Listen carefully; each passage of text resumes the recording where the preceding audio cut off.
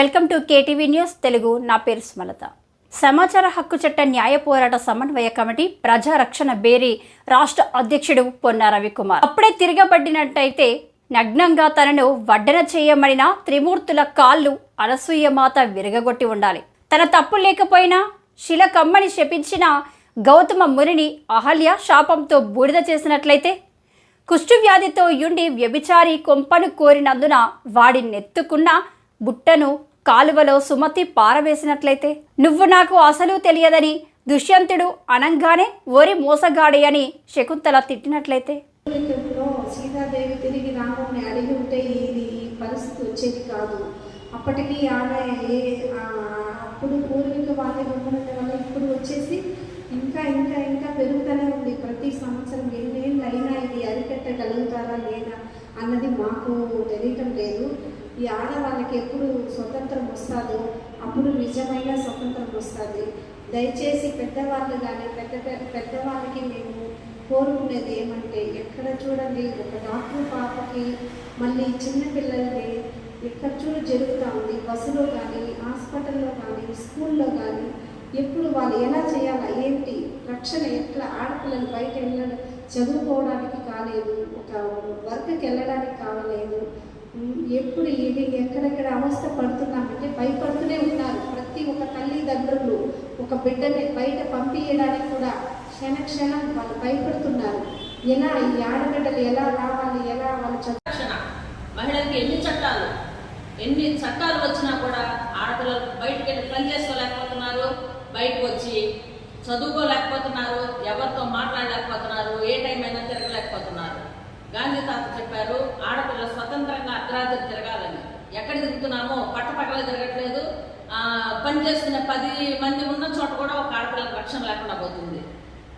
ఆది నుండి అంతం వరకు ఎప్పుడు పురాతన కాలంలో పెద్దోళ్ళు చెప్పారు కదా, అప్పటి నుంచి ఇప్పటి వరకు. అప్పుడేమో వంటగదులకు పరిమితం, వంటగదిలో ఉండాలా.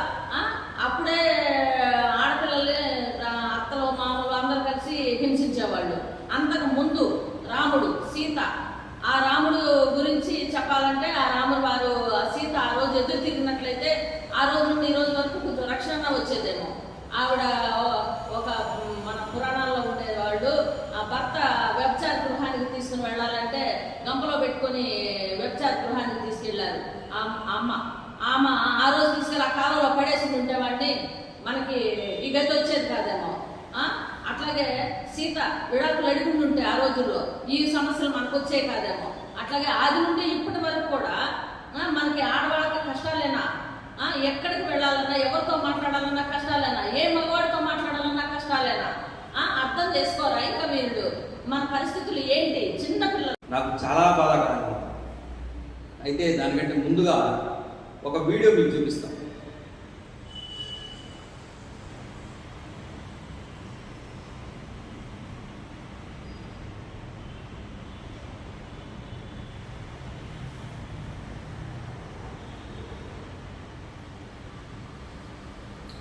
ఈ వీడియోలో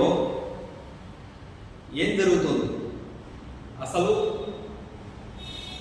ఈ అమ్మాయిని ఎందుకు ఇంత దారుణంగా వాళ్ళు హింసించారు అన్న విషయం కూడా తెలియడం లేదు. రీసెంట్గా జరిగింది. అయితే కలకత్తా మహానగరంలో ఇటువంటి ఒక డాక్టర్ని, ఒక జూనియర్ డాక్టర్ని వేధించి, వెంటాడి, మానసికంగా హింసించి ఆ అమ్మాయిని నానా రకాలుగా ఇబ్బంది పెట్టి చంపడం జరిగింది.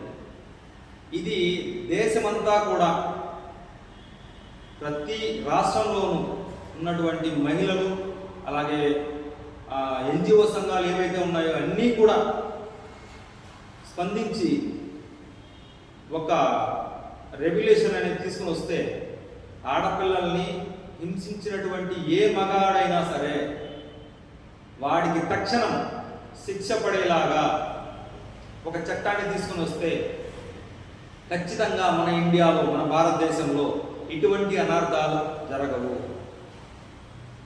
ఎక్కడో చూస్తూ ఉంటాం, ఎక్కడో చెప్తా ఉంటారు. అయితే ఎక్కడో పాకిస్తాన్లో జరిగిందంట, ఎక్కడో ఆఫ్ఘనిస్తాన్లో జరిగిందంట.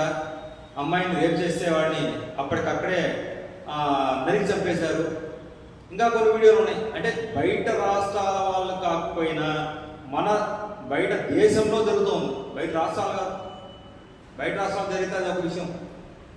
బయట దేశంని చూసి, మన పొరుగు దేశాలను చూసి మన భారతదేశం ఏం నేర్చుకుంటుంది? ఎప్పుడో 1992లో ఒక రేప్ కేసు మీద కేసు కడితే వాళ్ళకి రీసెంట్గా లైఫ్ శిక్ష వేశారు. దాదాపు ఇప్పుడు అది జరిగి 30-40 సంవత్సరాలు అవుతుంది.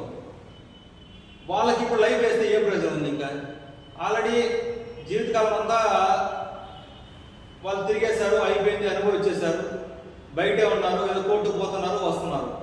వాళ్ళు ఇప్పుడు ఇంకా బతికి ఉంటే ప్రయోజనం ఏంటి? ఎప్పుడైతే మన చట్టాలు మారతాయో, మన చట్టాలు మారతాయో కాదు, మారాలి.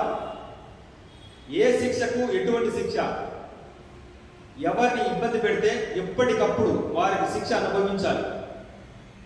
ఈ చట్టాన్ని కనుక తీసుకుని వస్తే మన భారతదేశంలో ఆడపిల్లల పైన వాళ్ళ వైపు చూడాలన్నా కూడా భయపడే రోజులు దగ్గరలో ఉన్నాయి. దీన్ని మన భారతదేశంలోని చట్టాలు సవరణ చేసి ఎప్పటికప్పుడు ఈరోజు జరిగింది రేపు వాడికి శిక్ష పడిపోవాలి. వాడు ఎక్కడే దాక్కున్నా సరే వాడి శిక్ష, వాడు ఎక్కడ దాక్కున్నా ఖచ్చితంగా బయటకు తీసుకొని వచ్చి వాడిని చంపేయాలి. ఇది ఒక్కటే.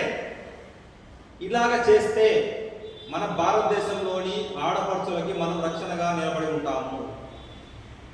అప్పుడే మన ఆడబిడ్డల్ని మనం కాపాడుకోగలుగుతాము. ఈ చట్టాల్ని కొంచెం మార్చి, మన ప్రథమ పౌరులు ఉన్నారు, మంచి మేధావులు ఉన్నారు. ఎందుకంటే ఆ మేధావులందరూ కూడా ఒక్కసారి ఆలోచించండి. ఎందుకంటే మేము ఎన్నో ప్రయత్నాలు చేస్తున్నాం. మహా అయితే ఒక సమావేశం పెట్టి ఓ 10 మందికి అవేర్నెస్ చేయగలం, లేదు 100 మందిని మార్చగలం. కానీ భారతదేశంలో మొత్తం అంతా కూడా మారాలంటే ఐఏఎస్ ఆఫీసర్లు ఉన్నారు, ఐపీఎస్ ఆఫీసర్లు ఉన్నారు, అలాగే జడ్జిలు ఉన్నారు, లాయర్లు ఉన్నారు. వీళ్ళందరూ కూడా ఒక్కసారి మన భారతదేశంలోని చట్టాన్ని ఒక్కసారి సవరణ చేస్తే, ఈరోజు తప్పు చేసిన వాడికి రేపు శిక్ష పడిపోతుంది అన్న ఒక చట్టాన్ని తీసుకురాగలిగితే మన భారతదేశంలోని ఆడపడుచులు అందరూ కూడా చాలా సేఫ్గా ఉంటారు. మన భరతమాత ముద్దు బిడ్డలందరూ కూడా చాలా సుఖ సంతోషాలతో, అలాగే వాళ్ళు కుటుంబాలు, వారి పిల్లలతో చాలా సంతోషంగా ఉంటారు. కాబట్టి దయచేసి ఇప్పటికైనా చట్టాల్లో కొన్ని సవరణ చేస్తారనేసి ఈ సభాముఖంగా తెలియజేసుకుంటున్నాము. దీనికి మన సమాచార హక్కు చట్ట న్యాయ పోరాట సమన్వయ కమిటీ, ప్రజారక్షణ బేరీ కార్యవర్గ సభ్యులందరూ కూడా ఎక్కడికక్కడ యుద్ధాలు చేస్తున్నాం. ఈ చట్టాలు తీసుకురావడం కోసం యుద్ధాలు చేస్తాం, ఇబ్బంది లేదు. అయితే కూడా మన చట్టాన్ని మార్చాలని చెప్పేసి ఈ సభాముఖంగా తెలియజేసుకుంటున్నాను. Thank you.